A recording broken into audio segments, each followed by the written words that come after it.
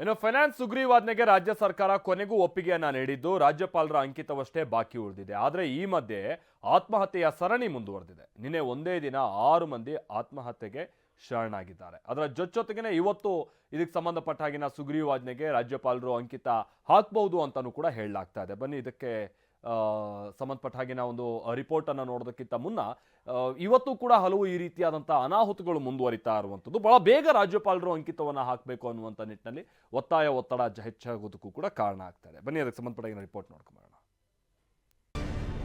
Micro finance ಕಿರುಕುಳಕ್ಕೆ ರಾಜ್ಯದಲ್ಲಿ ಸರಣಿ ಆತ್ಮಹತ್ಯೆ.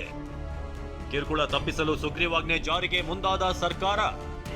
ಮೈಕ್ರೋ ಫೈನಾನ್ಸ್ ಕಾಟಕ್ಕೆ ರಾಜ್ಯದ ಜನ ನಲುಗಿ ಹೋಗಿದ್ದಾರೆ. ಮನೆ ಮುಂದೆ ಸಿಬ್ಬಂದಿ ಬಂದು ನಿಲ್ಲೋದ್ರಿಂದ ಹೈರಾಣಾಗಿದ್ದಾರೆ. ಮಾನ ಮರ್ಯಾದೆಗೆ ಅಂಜಿ ಆತ್ಮಹತ್ಯೆ ಮಾಡಿಕೊಳ್ತಿದ್ದಾರೆ. ಸಾಲದ ಶೂಲಕ್ಕೆ ನಿನ್ನೆ ಒಂದೇ ದಿನ 6 ಜನ ಆತ್ಮಹತ್ಯೆಗೆ ಶರಣಾಗಿದ್ದಾರೆ. ರಾಜ್ಯಾದ್ಯಂತ ಜನಾಕ್ರೋಶ ವ್ಯಕ್ತವಾದ ಬೆನ್ನಲ್ಲೇ ಸರ್ಕಾರ ಬಡ್ಡಿ ಕಿರುಕುಳಕ್ಕೆ ಬ್ರೇಕ್ ಹಾಕಲು ಮುಂದಾಗಿದೆ. ಸುಗ್ರೀವಾಜ್ಞೆಗೆ ಒಪ್ಪಿಗೆ ಕೊಟ್ಟು ರಾಜ್ಯಪಾಲರ ಅಂಕಿತಕ್ಕೆ ಕಳುಹಿಸಿಕೊಟ್ಟಿದೆ. ಫೈನಾನ್ಸ್ ಸುಗ್ರೀವಾಜ್ಞೆಗೆ ಒಪ್ಪಿಗೆ, ರಾಜ್ಯಪಾಲರ ಅಂಕಿತವಷ್ಟೇ ಬಾಕಿ. ಸಾಲದ ಕಿರುಕುಳಕ್ಕೆ 10 ವರ್ಷ ಜೈಲು, 5 ಲಕ್ಷದ ತನಕ ದಂಡಾಸ್ತ್ರ.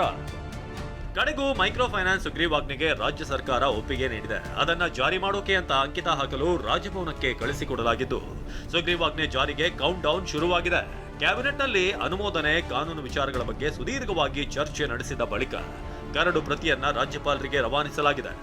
3 ವರ್ಷದ ಬದಲು 10 ವರ್ಷ ಜೈಲು ಶಿಕ್ಷೆ ಅಂತ ಕರಡು ಪ್ರತಿಯಲ್ಲಿ ಬದಲಾವಣೆ ಮಾಡಲಾಗಿದ್ದು, ರಾಜ್ಯಪಾಲರ ಮುದ್ರೆ ಅಷ್ಟೇ ಬಾಕಿ ಇದೆ. ಹಾಗಾದ್ರೆ ಸುಗ್ರೀವಾಜ್ಞೆಯಲ್ಲಿ ಏನೇನಿದೆ ಬನ್ನಿ ನೋಡೋಣ. ಸುಗ್ರೀವಾಜ್ಞೆ ಪ್ರಕಾರ ನಿಯಮಗಳನ್ನ ಮೀರಿದ್ರೆ 10 ವರ್ಷ ಜೈಲು, 5 ಲಕ್ಷ ರೂಪಾಯಿವರೆಗೆ ದಂಡ ವಿಧಿಸಲಾಗುತ್ತೆ.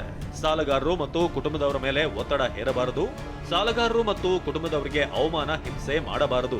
ಸಾಲಗಾರರು ಮತ್ತು ಕುಟುಂಬದವರನ್ನ ನಿರಂತರ ಹಿಂಬಾಲಿಸಬಾರದು. ಸಾಲಗಾರರು ಮತ್ತು ಕುಟುಂಬದವರ ಸ್ವತ್ತು ಅಡಮಾನ ಇಟ್ಟುಕೊಳ್ಳುವಂತಿಲ್ಲ. ಸಾಲ ವಸೂಲಿಗೆ ಹೊರಗುತ್ತಿಗೆ ಸಿಬ್ಬಂದಿ, ರೌಡಿಗಳನ್ನ ಬಳಸುವಂತಿಲ್ಲ.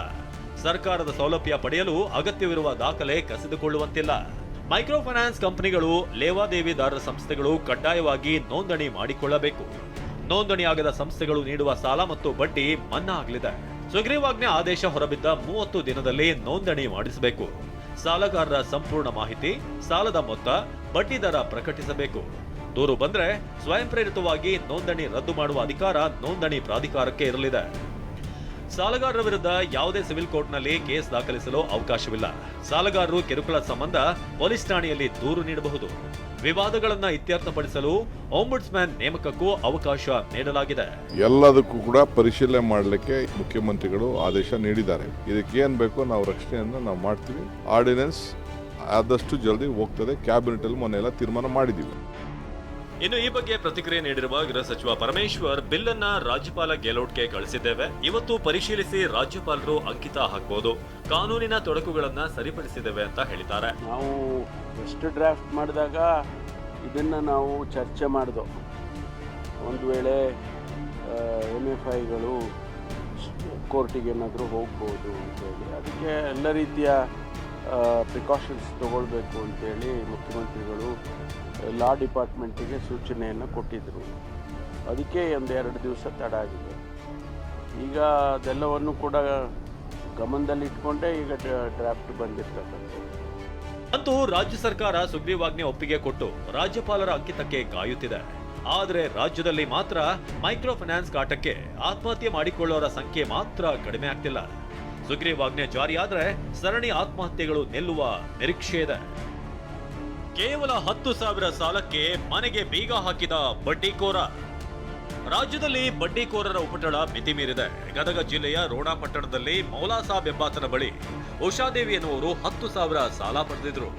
ಸಾಲ ವಾಪಸ್ ಕೊಡದೇ ಇರೋದಕ್ಕೆ ಮನೆ ಬೀಗ ಹಾಕಿದ ಮೌಲಾ ಸಾಬ್ ಉಷಾದೇವಿಯನ್ನ ಮನೆಯಿಂದ ಹೊರ ಹಾಕಿದಾನೆ. ಸಹೋದರನ ಚಿಕಿತ್ಸೆಗೆಂದು ಸಾಲ ಪಡೆದಿದ್ದ ಉಷಾದೇವಿ ಕಾಲಾವಕಾಶ ಕೇಳಿದ್ರು ಬಡ್ಡಿಕೋರ ದರ್ಪ ತೋರಿದಾನೆ. ಗದಗದ ಹಲವೆಡೆಯೂ ಮೈಕ್ರೋ ಫೈನಾನ್ಸ್ ಸಿಬ್ಬಂದಿಯ ಕಿರುಕುಳ ಮಿತಿ ಮೀರಿದ್ದು ಮನೆ ಮುಂದೆ ಬಂದು ನಿಲ್ತಿದ್ದಾರೆ. ಅಷ್ಟೇ ಅಲ್ಲದೆ ಮನೆಯೊಳಕ್ಕೂ ನುಗ್ಗಿ ಹಣ ಪಾವತಿಸುವಂತೆ ಪಟ್ಟು ಹಿಡಿತಿದ್ದಾರೆ.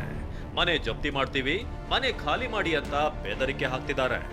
ಅಲ್ಲದೆ ಕೆಲಸ ಮಾಡುವಂತ ಸ್ಥಳಗಳಿಗೂ ಬಂದು ಕಿರಿಕ್ ಮಾಡ್ತಿದ್ದಾರೆ. Bureau report, TV9.